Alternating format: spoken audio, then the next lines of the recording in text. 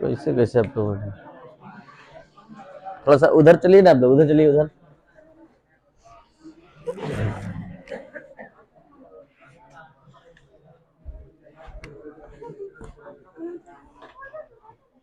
देखिए।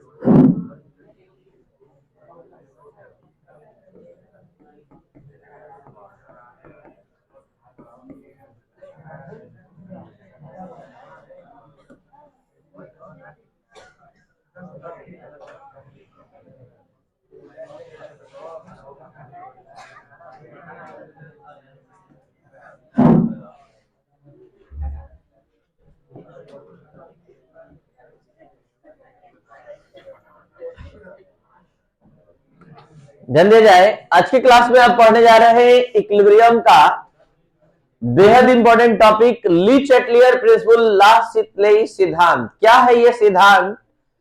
ये सिद्धांत जो है 12th क्लास के पी ब्लॉक चैप्टर में अमोनिया के हैबर प्रोसेस और H2SO4 के निर्माण के संपर्क विधि को समझने में काफी इंपॉर्टेंट रोल अदा करता है।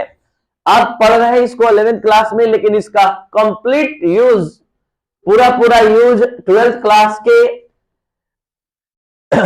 एक पी ब्लॉक चैप्टर में होना है। तो चलते हैं, ली चैटलियर सिद्धांत क्या है, ध्यान दिया जाए। ली चैटलियर सिद्धांत के अनुसार यदि कोई उत्क्रमणीय अभिक्रिया, जैसे कि ये कोई केमिकल रिएक्शन है A+B इक्विलिब्रियम साइन C+D, अगर कोई उत्क्रमणीय अभिक्रिया साम्य अवस्था में है तो साम्य निर्धारित करने वाले, साम्य को प्रभावित करने वाले एक भी कारक, जैसे कि ताप, जैसे कि दाब या सांद्रता, इसमें से किसी एक को भी अगर परिवर्तित कर दे तो साम्य अपने आप उस ओर अग्रसर होता है जिस ओर अग्रसर होने से हमारे या आपके द्वारा किए गए परिवर्तन का प्रभाव समाप्त हो जाए। जरा ध्यान देंगे हम क्या बोल रहे हैं। जैसे कि ये कोई रिएक्शन है, ये साम्य अवस्था में है, इसमें ए की सांद्रता या बी की सांद्रता या दोनों की सांद्रता या सी की सांद्रता अगर बढ़ाए या घटाए तो अपने आप साम्य उस ओर अग्रसर होने लगेगा जिस ओर अग्रसर होने से हमारे द्वारा या आपके द्वारा किए गए परिवर्तन का प्रभाव जो है वो समाप्त हो जाए या कम हो जाए। इस पूरे सिद्धांत को एक एग्जाम्पल से हम समझाने जा रहे हैं जो आपको कैपेसिटी देगा इस पूरे ली चैटलियर सिद्धांत को समझने में, और ये एग्जाम्पल बहुत ही आसानी से ली चैटलियर सिद्धांत के स्टेटमेंट को समझने में हेल्प करेगा। ये है दो पानी का टंकी ए और बी, ठीक है। यहां पर दोनों को एक पाइप से कनेक्ट किया गया है और बीच में यहां की अटैच किया गया है। जरा समझेंगे, अभी ये स्थिति है कि दोनों में जल का स्तर एकदम बराबर है, वाटर लेवल एकदम समान है, और यहां हम मान लेते हैं कि इसमें रिएक्टेंट अभिकारक ए और बी है और इसमें प्रतिफल सी और डी है। दोनों टंकी का जल का स्तर समान का मतलब अभी फिलहाल दोनों का वाटर लेवल सेम दिखा रहा है। आप ही बताइए, अगर हम इसमें इस टंकी में अगर सी की सांद्रता और डी की सांद्रता बढ़ा दे, या फिर आपके अनुसार, आप जो एग्जांपल देख रहे हैं उसके अनुसार इसमें जल का स्तर अगर यहां तक बढ़ा दे और ये चाबी खुला है, ओपन है, तो क्या होगा? इधर से जल का प्रवाह इधर की ओर तब तक होगा जब तक कि दोनों ओर का जल का स्तर समान न हो जाए। तो अभी फिलहाल वाटर लेवल सेम, पहले हमने बताया कि सेम है। सेम बताने के पीछे हमारा लक्ष्य था कि आपको हम समझा पाए कि रिएक्शन साम्य अवस्था में है। अभी हम कुछ मतलब उसको डिस्टर्ब नहीं किए हैं, अब डिस्टर्ब करने जा रहे हैं। हम इस वाले टंकी में एक सी की सांद्रता या डी की सांद्रता बढ़ा दिए, या आप लोग के समझने के लिए हमने बोल दिया कि जल का स्तर बढ़ा दिए। तो यहाँ चाबी खुला है, तो जैसे ही हम इसमें जल बढ़ाएंगे, जल की मात्रा बढ़ाएंगे या सी और डी की सांद्रता बढ़ाएंगे, तो क्या होगा, इधर से इधर की ओर तब तक अपने आप गमन करेगा। वहां कोई एक्सटर्नल एजेंसी, कोई मशीन फिट करने का जरूरत नहीं है, क्योंकि दोनों एक दूसरे से कनेक्ट है, और कनेक्ट है तो ये अपने आप सी और डी अभिक्रिया करके ए और बी को बनाएगा। तब तक बनाएगा जब तक ये पुनः साम्य अवस्था में प्राप्त न कर ले, यानी कि ये जल का स्तर तब तक इस टंकी से बी टंकी से ए टंकी की ओर आएगा जब तक कि दोनों का जल का स्तर समान न हो जाए। एकदम इसी सेंस में हमने ये समझाने का प्रयास किया कि अगर कोई उत्क्रमणीय अभिक्रिया साम्य अवस्था में है, समझेंगे, तो यहां साम्य को प्रभावित करने वाले कोई भी कारक, ताप, दाब और सांद्रता को अगर हम प्रभावित करें तो साम्य उस ओर अग्रसर होगा जिस ओर अग्रसर होने से हमारे द्वारा या आपके द्वारा किए गए परिवर्तन का प्रभाव जहां तक संभव हो सके समाप्त हो जाए या कम हो जाए। हमने इसको कैसे समझाया कि मान लेते हैं कि हम इधर ए की सांद्रता बढ़ाते हैं, तो ए तुरंत बी से रिएक्शन करके सी और डी बनाने लगेगा। तब तक बनाएगा कि जब तक फिर से इक्विलिब्रियम कांस्टेंट साम्य जो है फिर से स्थापित ना हो जाए। और यहां अगर सी और डी में से किसी की सांद्रता बढ़ाते हैं तो रिएक्शन करके रिएक्टेंट को बनाने लगेगा। जिस तरह से हमने एग्जांपल दिया कि इस टंकी में पानी ऐड करेंगे तो इधर की ओर गमन करने लगेगा, और इस टंकी में पानी ऐड करेंगे तो इस ओर अग्रसर करने लगेगा, और ये तब तक गमन जारी रहेगा जब तक कि दोनों का जल का स्तर समान ना हो जाए। एकदम इसी सेंस में यहां पर हम इस ली चैटलियर सिद्धांत को और भी ज्यादा एक्सप्लेन करने वाले हैं। आप धीरे धीरे अपना समझ बढ़ाइए। आपको बता दें कि इस ली चैटलियर सिद्धांत के आधार पर यह निष्कर्ष निकाला गया है कि साम्य अवस्था को प्रभावित करने वाले 6 कारक हैं, जिसमें पहला कारक है अभिकारक या प्रतिफल की सांद्रता, दूसरा कारक है दाब में परिवर्तन, तीसरा आयतन में परिवर्तन का प्रभाव। हम ये इन सभी से साम्य अवस्था पर जो प्रभाव पड़ता है इन सभी चीज का अध्ययन करेंगे। दाब में परिवर्तन का प्रभाव, आयतन में परिवर्तन का प्रभाव, ताप में परिवर्तन का प्रभाव, उत्प्रेरक के उपयोग का प्रभाव और गैसीय अक्रिय गैस के संयोग का प्रभाव। तो ये साम्य अवस्था को प्रभावित करने वाले कारकों का प्रभाव का अध्ययन हम करने जा रहे हैं। 6 कारक है, इन्हीं बेसिस पर हम साम्य अवस्था का अध्ययन करने जा रहे हैं। देखिए, तो अभिकारक या प्रतिफल की सांद्रता बढ़ाइएगा। अगर आपका अभिक्रिया साम्य अवस्था में है तो अभी तुरंत हम समझाए हैं कि अगर हम रिएक्टेंट की सांद्रता अभिकारक की सांद्रता बढ़ाते हैं तो अभिकारक आपस में रिएक्शन करके किस चीज का निर्माण करता है, एकदम वैसे ही जैसे इस टंकी में पानी हम ऐड करते हैं तो यहां ऐड करेंगे तो ये इधर से इधर की ओर तब तक यहां जल का प्रवाह जारी रहेगा जब तक कि दोनों का वाटर लेवल समान न हो जाए। वैसे ही यहां भी, यहां हम बताना चाह रहे हैं कि देखिए, यहां हम ए का या बी का या दोनों का सांद्रता बढ़ा देंगे तो ये आपस में रिएक्शन करेगा और प्रोडक्ट किसका बनाएगा, सी और डी का। तो अभिक्रिया किधर से किधर गमन किया, अग्रिम दिशा से रिएक्टेंट से प्रोडक्ट की ओर, अग्रिम दिशा से पश्चिम दिशा की ओर रिएक्टेंट से। कब ऐसा हो रहा है, जब आप रिएक्टेंट की सांद्रता बढ़ा रहे हैं। तो जब किसी अभिक्रिया के दौरान अगर अभिक्रिया साम्य अवस्था में है और आप अभिकारक की सांद्रता बढ़ा रहे हैं तो अभिक्रिया अग्रिम दिशा से पश्चिम दिशा की ओर गमन होगी, यानी प्रतिफल की दिशा में संपन्न होगी, यानी प्रतिफल की दिशा में संपन्न होगी, दिशा से नहीं, प्रतिफल की दिशा में, यानी रिएक्टेंट से प्रोडक्ट बनेगा। तो यहां इक्विलिब्रियम के शिफ्टिंग का डायरेक्शन, इक्विलिब्रियम अग्रसर होगा, साम्य अग्रसर होगा इस डायरेक्शन में। तो इस डायरेक्शन को हम लोग कहते हैं हिंदी में अग्रिम दिशा से अग्रसर होगा। अग्रिम दिशा से अग्रसर होता है तो हम इस तीर को देखकर रिजल्ट सुनाएंगे कि जब जब अभिकारक की सांद्रता बढ़ाई जाएगी तो साम्य अग्रिम दिशा से अग्रसर होता है, यानी फॉरवर्ड शिफ्टिंग दिखाता है। इसके ठीक विपरीत अगर हम प्रतिफल की सक्रिय मात्रा या सांद्रता में वृद्धि करते हैं तो प्रतिफल आपस में रिएक्शन करके क्या बनाएगा, रिएक्टेंट। तो ये पश्चिम दिशा से अग्रसर होगा, तो इक्विलिब्रियम शिफ्टिंग का डायरेक्शन ये है, इक्विलिब्रियम शिफ्टिंग का डायरेक्शन ये है, तो ये बैकवर्ड शिफ्टिंग कहलाता है। फर्स्ट दिशा से अग्रसर होगा तो रिजल्ट क्या होगा, बैकवर्ड शिफ्टिंग। ठीक है, लेकिन ये तब सही है जब हम किसकी सांद्रता बढ़ाएंगे, सी या डी की या दोनों की, तो ये प्रोडक्ट से रिएक्टेंट बनाएगा। तो यहाँ स्पष्ट लिखा हुआ है, ध्यान से समझ लिया जाए, जब अभिकारक की सांद्रता में वृद्धि की जाती है तो अभिक्रिया अग्रिम दिशा से फर्स्ट दिशा की ओर संपन्न होती है। और यहां लिखा हुआ है कि जब प्रतिफल की सक्रिय मात्रा में वृद्धि की जाती है तो अभिक्रिया फर्स्ट दिशा से, तो याद रखिएगा जब रिएक्टेंट का सांद्रता बढ़ाएंगे तो रिजल्ट होगा कि सामने जो है अग्रिम दिशा से अग्रसर होगा, और जब हम प्रोडक्ट की सांद्रता बढ़ाएंगे तो सामने फर्स्ट दिशा से अग्रसर होगा। अब हम बात करते हैं नेक्स्ट टॉपिक, मतलब इसी में दाब में परिवर्तन के प्रभाव का अध्ययन करने जा रहे हैं।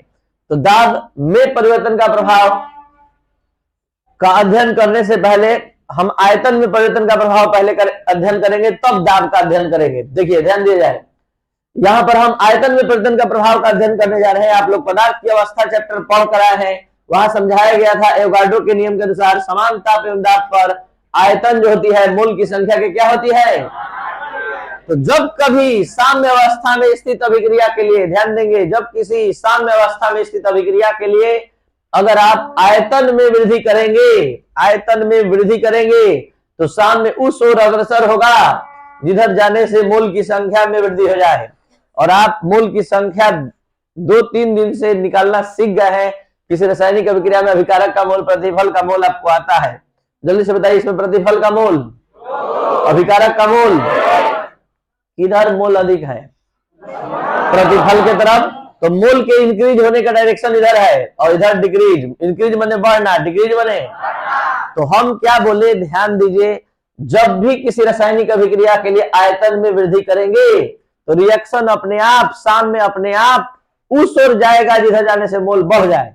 तो मोल के बढ़ने का डायरेक्शन किधर है, तो वॉल्यूम बढ़ा रहे हैं तो मोल के डायरेक्शन इधर है, तो इक्विलिब्रियम शिफ्ट इधर होगा। अब इस तीर को देखकर बताइए फॉरवर्ड शिफ्टिंग है कि बैकवर्ड, अग्रिम दिशा से अग्रसर होगा, फॉरवर्ड शिफ्टिंग। अब इसके इसी कॉन्सेप्ट का अध्ययन 3 केस में करेंगे। अभी पहला केस उस रिएक्शन में अध्ययन किए हैं जिसमें प्रतिफल का मोल अधिक होता है, अभिकारक का मोल कम होता है, यानी जिसके लिए डेल्टा एन का मान 0 से अधिक होता है। सुबह में पढ़े ना, डेल्टा एन 0 से अधिक, 0 के बराबर, 0 से कम। तो यहाँ देखिए, अब वैसे अभिक्रिया का बात करने जा रहे हैं जहां डेल्टा एन का मान क्या होता है, यानी अभिकारक का मोल प्रतिफल के मोल के, अभिकारक का मोल प्रतिफल के मोल के बराबर होता है, यानी H2 + I2 equilibrium sign 2HI। तो जल्दी से बताइए डेल्टा एन का मान 2 - 2 0 आएगा। तो यहाँ डेल्टा एन का मान आप निकाल सकते हैं 2 - 1 + 1 कितना आया। तो यहाँ पर जवाब दिया जा रहा है कि यहाँ पर अब आपसे पूछा जाएगा कि बताइए किधर मोल ज्यादा है, बाई ओर है, दाई ओर है, तो किसी और मोल बढ़ घट नहीं रहा है। तो ऐसी रासायनिक अभिक्रिया जिसमें मोल की संख्या में रिएक्टेंट और प्रोडक्ट के मोल की संख्या में कोई अंतर नहीं होता है, वहां आयतन बढ़ाइए चाहे घटाइए कोई फर्क नहीं पड़ेगा, क्योंकि नियम है कि अगर साम्य अवस्था में स्थित अभिक्रिया के लिए अगर आयतन में वृद्धि करेंगे तो रिएक्शन उधर जाएगा जिधर जाने से मोल बढ़ जाए। मोल तो बढ़ ही नहीं रहा है तो कहां से, इसलिए वॉल्यूम बढ़ाने या घटाने पर कोई भी असर नहीं पड़ेगा। नो शिफ्टिंग नो इफेक्ट, ठीक है, नो इफेक्ट। रिजल्ट क्या है, लेकिन किसके लिए, जब प्रतिफल का मोल अभिकारक के मोल के बराबर होगा, वैसे अभिक्रियाओं के लिए, वैसी अभिक्रिया के लिए जिसमें प्रतिफल का ही मोल कम होगा और अभिकारक का मोल अधिक होगा, तो वहां पर क्या होगा, तो देखा जाए यहाँ चेक कर सकते हैं इसके लिए डेल्टा एन का मान 0 से कम है कि नहीं। तो डेल्टा एन बराबर 2 - 1 + 3, 1 + 3 तो कितना आया, -2। निश्चित तौर पर 0 से कम है एन का मान, डेल्टा एन का मान। तो यहाँ पर देखिए इस तरह की अभिक्रिया के लिए क्या आ रहा है नियम कि अगर हम आयतन बढ़ाएंगे तो ये तो तय है कि रिएक्शन उधर जाएगा जिधर मोल बढ़ेगा। तो पता करिए किधर मोल अधिक है, किधर मोल अधिक है, इधर, इधर 4 मोल है और इधर, तो मोल के इंक्रीज होने का डायरेक्शन इधर है। तो अब इक्वेशन मतलब इक्विलिब्रियम भी इधर शिफ्ट होगा, और इक्विलिब्रियम शिफ्ट जब इधर होगा तो ये कौन सा डायरेक्शन है, बैकवर्ड शिफ्टिंग। तो एक बार शुरू से अंत तक इस पूरे कॉन्सेप्ट को रिफ्रेश कर लिया जाए। आप पढ़ रहे हैं साम्य अवस्था में आयतन के परिवर्तन का प्रभाव, और हमने क्या मेन कॉन्सेप्ट बताया कि कोई साम्य अवस्था में स्थित अभिक्रिया होती है और वहां आयतन में आप परिवर्तन करते हैं, आयतन का मान बढ़ाते हैं, तो साम्य उधर अग्रसर होता है, जिधर जाने से मोल की संख्या में वृद्धि होती है। और क्यों ऐसा हुआ, तो इसका प्रूफ दिए कि आप पढ़ कर आए हैं समान ताप एवं दाब पर एवोगाड्रो के नियम के अनुसार आयतन मोल की संख्या के क्या होती है। इसलिए हमेशा जब जब आयतन बढ़ाइएगा रिएक्शन उधर जाएगा जिधर जाने से मोल बढ़े। तो आपका ध्यान किस पर रहेगा कि किसी रिएक्शन में मोल किधर बढ़ रहा है, तो मोल इधर बढ़ रहा है तो यहाँ आयतन बढ़ाइएगा। इसके लिए तो मोल के बढ़ने का डायरेक्शन ये है, तो इक्विलिब्रियम शिफ्ट इधर होगा, रिजल्ट फॉरवर्ड शिफ्टिंग। इस वाले में गए तो पता चला कि दोनों मोल बराबर है, तो आयतन बढ़ा लीजिए घटा लीजिए कोई फर्क नहीं पड़ेगा। इस प्रकार की अभिक्रिया के लिए अध्ययन किए तो पता चला कि इधर मोल 4 है और इधर मोल 2 है, तो इधर मोल बढ़ रहा है तो मोल के इंक्रीज होने का डायरेक्शन इधर है, तो इक्विलिब्रियम शिफ्ट इधर होगा, रिजल्ट बैकवर्ड शिफ्टिंग। तो ये था आयतन में परिवर्तन का प्रभाव। अब आप समझने के लायक हैं दाब में परिवर्तन का प्रभाव। अब दाब में परिवर्तन का प्रभाव का अध्ययन करने के लिए आपको पहले एक कॉन्सेप्ट बनाना होगा, और वो कॉन्सेप्ट कहां से बनेगा वो हम आपके सामने बना रहे हैं, सिखा रहे हैं। बताइए, बॉयल का नियम पढ़े थे तो नियत ताप पर बताया गया था दाब आयतन के व्युत्क्रमानुपाती, आयतन के समझिएगा, बॉयल के नियम में यह सिखाया गया कि दाब आयतन के क्या होता है, व्युत्क्रमानुपाती नियत ताप पर, ठीक है। और एवोगाड्रो के नियम से आप ये सीखे कि आयतन मोल की संख्या के क्या होता है। तो हम चाहते हैं कि इस दोनों रिलेशन को आप सभी स्टूडेंट एक में मिलाकर दाब और मोल के बीच संबंध निकालें। तो दाब जब जब बढ़ता है तो आयतन घटता है, और आयतन घटेगा तो मोल की संख्या भी क्या होगी, घटेगी। क्या होगी देख लीजिए, आयतन मोल के नहीं समानुपाती होता है, अभी तुरंत पढ़े हैं।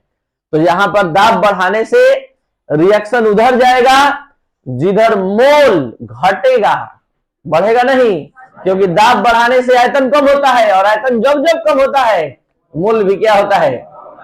तो आपको बस यही चेक करना है, फिर से वही चीज चेक करना है जो अभी चेक किया है, मोल की संख्या चेक करना है।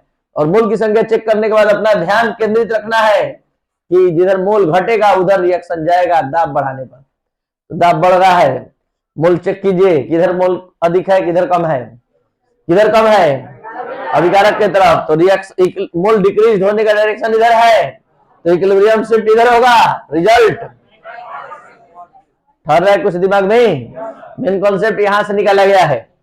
आगे अब इस रिएक्शन में हम बात कर रहे हैं, तो इस रिएक्शन में जरा ध्यान दिया जाए। जल्दी से चेक कीजिए किधर मोल ज्यादा है, दोनों तरफ मोल क्या है।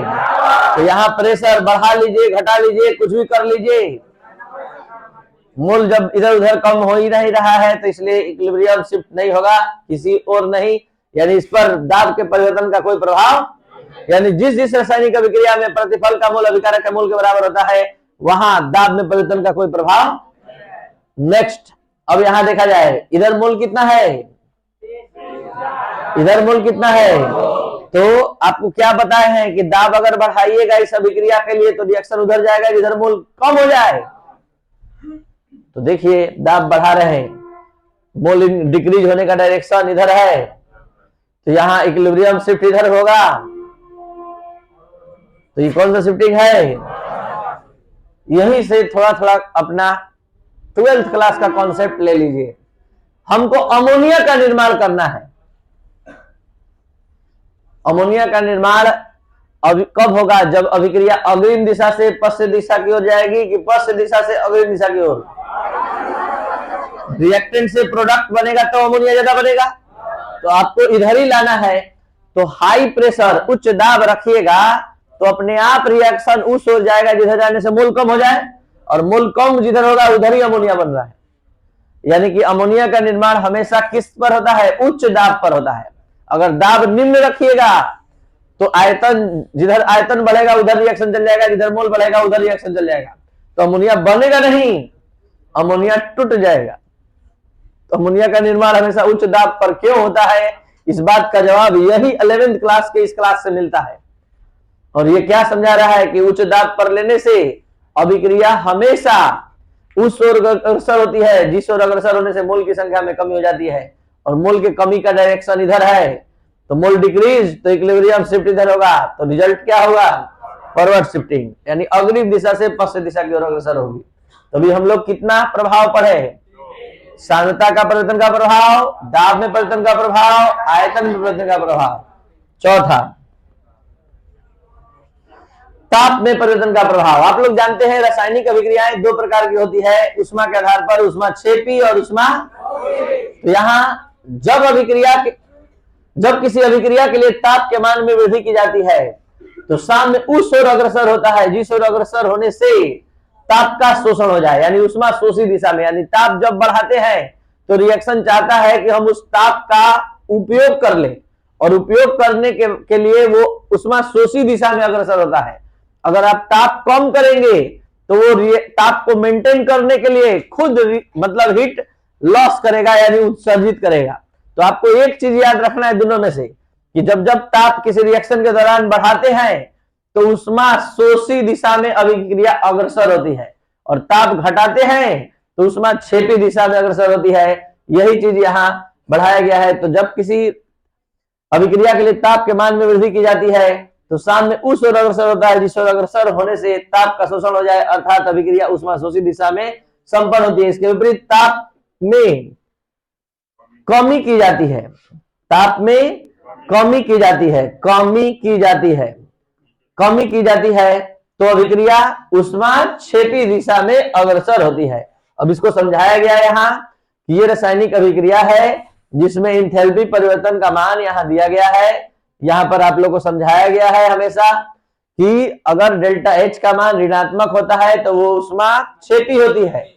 तो यहाँ पर दो रासायनिक अभिक्रिया है, दिखाई दे रहा है एक लेकिन है दो। अभी ये वाला अभिक्रिया है, तो ये कौन सा हुआ, ऊष्मा क्षेपी, ठीक है। और अगर हम उधर से आएंगे रिटर्न तो ये हो जाएगा, ये अगर इधर तो ये C+D, और ये रिएक्शन जब इधर की ओर आएगा, ठीक है, तो ये वाला Q+Q हो जाएगा, B+A। तो यहां पर एक चीज समझना है, वो क्या चीज समझना है जरा ध्यान दीजिए। A और B अभिक्रिया करता है, C और D का निर्माण करता है, तो इस Q को इधर लाइए, आपको सब बात समझ में आ जाएगा। यह ऊष्मा का क्षेपण कर रहा है, अब नजर आ रहा होगा।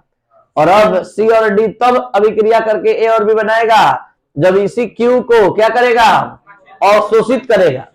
तो अगर कोई अभिक्रिया अग्रिम दिशा से ऊष्मा क्षेपी होती है तो पश्चिम दिशा से ऊष्मा शोषी होती है। कैसे, इस बात को समझिए। ए और बी रिएक्शन करके सी और डी बनाया, साथ साथ क्यू किलो कैलोरी ऊष्मा का क्षेपण किया।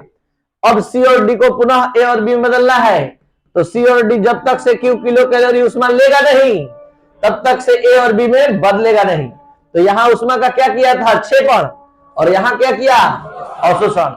तो याद रखिएगा कि कोई रासायनिक अभिक्रिया जो उत्क्रमणीय अभिक्रिया होती है, तो अगर अग्रिम दिशा से ऊष्मा क्षेपी है तो पश्चिम दिशा से क्या होगी, ऊष्मा शोषी होगी।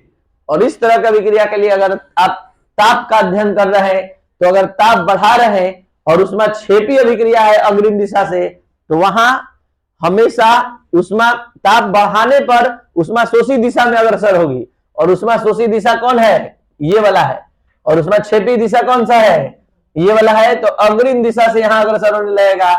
अगर आप यहां ताप बढ़ाइएगा तो ये वाला डायरेक्शन पकड़ेगा, और ताप घटाइएगा तो ये वाला, और ये वाला डायरेक्शन किसका है, ऊष्मा क्षेपी का। तो यहां पर माइंड मेंटेन करके समझना होगा, हर बात उतना ठहरना चाहिए तो आप बात समझ पाएंगे। यहां ताप बढ़ा रहे हैं तो ताप बढ़ा रहे हैं, तो ये सबसे पहले चेक करना होगा कि ये डायरेक्शन कौन सा है। तो यहां पर ऊष्मा शोषी दिशा में जाएगा, तो ऊष्मा शोषी दिशा में जाएगा, तो ये ऊष्मा शोषी दिशा इसलिए अभिक्रिया के लिए, तो ये ऊष्मा शोषी दिशा की ओर अग्रसर होगी। और यहाँ ये इक्विलिब्रियम शिफ्टिंग का डायरेक्शन है, तो रिजल्ट होगा कौन सा shifting? Backward shifting, backward shifting होगा। नेक्स्ट बात करते हैं उत्प्रेरक के उपयोग का प्रभाव। उत्प्रेरक के उपयोग का प्रभाव हम पहले भी समझा चुके हैं, आज फिर समझा रहे हैं। देखिए N2 प्लस 3S2, बट पर ध्यान दिया जाए, तुरंत समझ में आ जाएगा। 2NH3, ध्यान दिया जाए। N2 plus 3S2 equilibrium sign 2NH3, ये रासायनिक अभिक्रिया में दो रासायनिक अभिक्रिया है, एक अग्रिम दिशा संपन्न हो रहा है और एक पश्चिम दिशा संपन्न। ये रिएक्शन लगातार चल रहा है और साम्य स्थापित होने में 1 घंटा समय लिया। अभी इसी अभिक्रिया में हम उत्प्रेरक का उपयोग कर दिए आयरन, तो सामने जो 1 घंटे में संपन्न हो रहा था वो अब 20 मिनट में संपन्न हो गया। ऐसा क्यों?